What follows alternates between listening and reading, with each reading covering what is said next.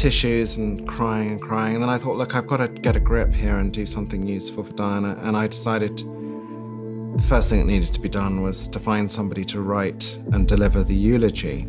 Charles Spencer just casually dropped a bombshell that rewrites 3 decades of royal family history, and the way he did it is honestly more interesting than the letter itself. The man put on white cotton archivist gloves, pulled out an antique mahogany box from a vault beneath his mansion, and unlocked it with an ornate iron key while the morning sun streamed through the library windows. That's not a press release, that's theatre, and the timing makes it worse for the palace. 3 weeks before Princess Diana died in Paris, she sat down at her desk in Kensington Palace and wrote a letter to Princess Anne that nobody knew existed until now.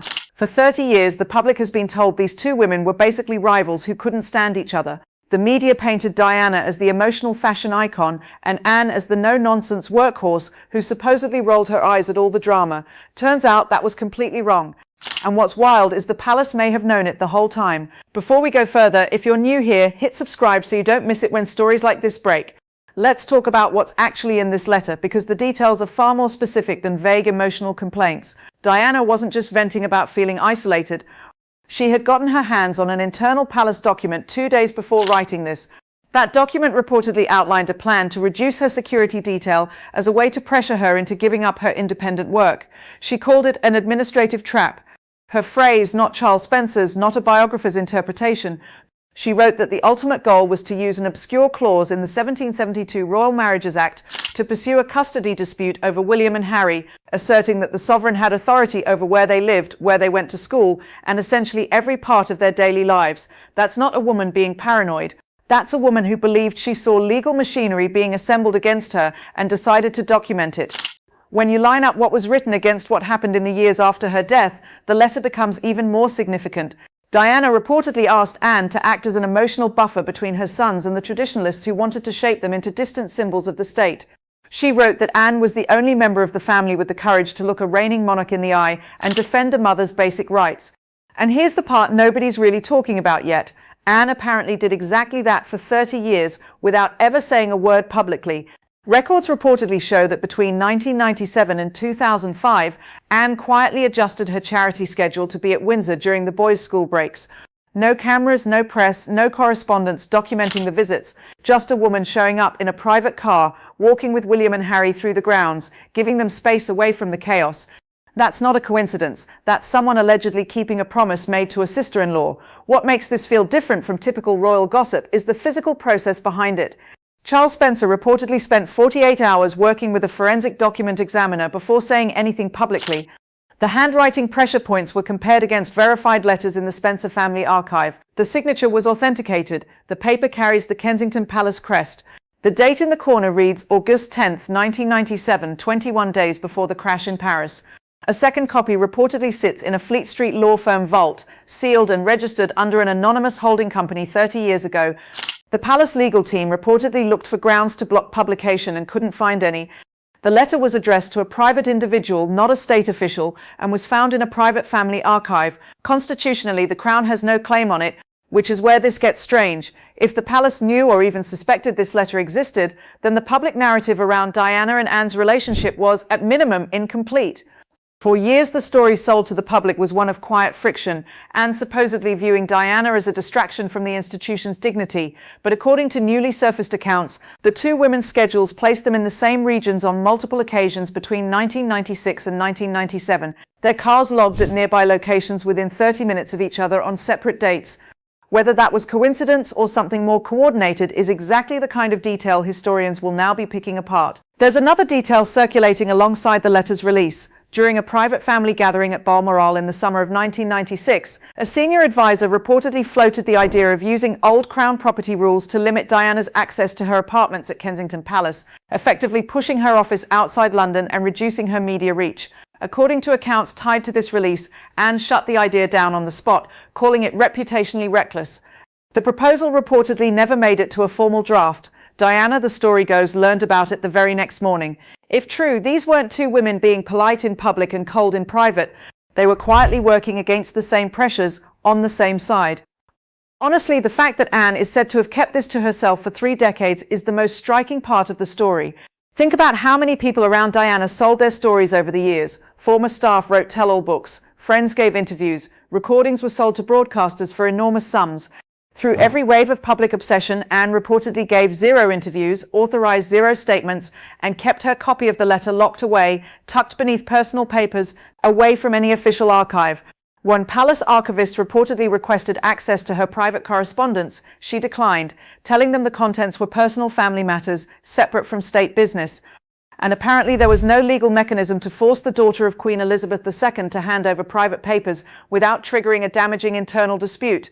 So the letter stayed locked away until Charles Spencer travelled to brief Anne on what he'd found at Althorpe. He told her his team had verified the manuscript and that he believed the public interest required publication to correct a false historical narrative.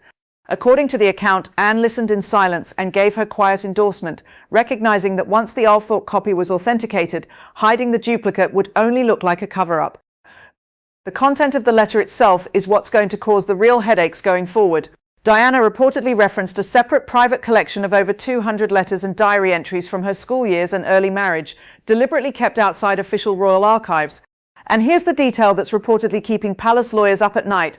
She apparently instructed her trustees to release that entire archive publicly if the institution ever moved to fully block her access to her sons, meaning there may be 200 more documents somewhere tied to a condition Diana set in writing, and nobody currently knows if or when that condition might be triggered. Step back, and this exposes something bigger about how these institutions tend to operate.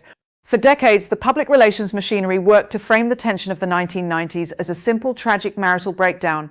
Enormous resources went into projecting an image of stability and continuity, but a hidden alliance between Diana and Anne, if it holds up to scrutiny, complicates that narrative significantly. It suggests that real trust inside the family didn't always run through the official hierarchy. Anne, long portrayed as cold and distant, may have been the person Diana trusted most. The communications fallout has reportedly been significant. High-resolution scans of the letter spread through palace networks and international newsrooms almost immediately. Broadcasters ran continuous coverage. Public reaction based on early polling leans heavily towards sympathy for Anne and frustration with the institutional secrecy of that era. The timing also created an immediate scheduling problem. A promotional push around upcoming royal engagements was reportedly paused, with officials recognizing that unrelated media campaigns would look tone-deaf against a story about a mother's final documented warning. Then there's the reported call between palace officers about how to respond. Advisors apparently wanted a joint family statement acknowledging the letter's historical value while framing it as a relic of a bygone era of court tension. William, according to people familiar with the call, rejected that framing outright, telling his father's office he wouldn't authorize any effort to minimize or spin his mother's words. He reportedly said the letter was an authentic piece of family history and that he fully respected the discretion Anne maintained for 30 years. Whether or not every detail here holds up under further scrutiny, the image emerging is not one of dignified continuity. It's an institution that spent decades managing a tightly controlled narrative, only to have new questions raised by a single letter that had been sitting in a private archive under a country estate. Diana's postscript adds a haunting final layer.